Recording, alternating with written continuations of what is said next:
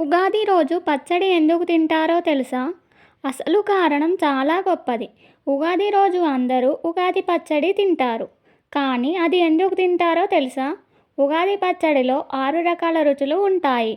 అవి మన జీవితంలో 6 అనుభవాలను సూచిస్తాయి.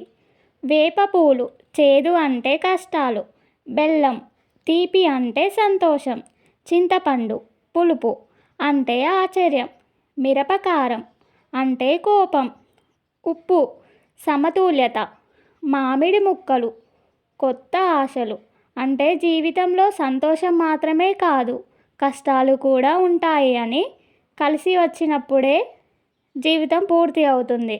అందుకే ఉగాది రోజు ఉగాది పచ్చడి తింటారు. మీ అందరికీ ఉగాది శుభాకాంక్షలు. ఈ ఉగాది మీరు ఎలా జరుపుకుంటున్నారో కామెంట్ రూపంలో తెలపండి. అలాగే మన ఛానల్ని సబ్స్క్రైబ్ చేయడం మర్చిపోకండి.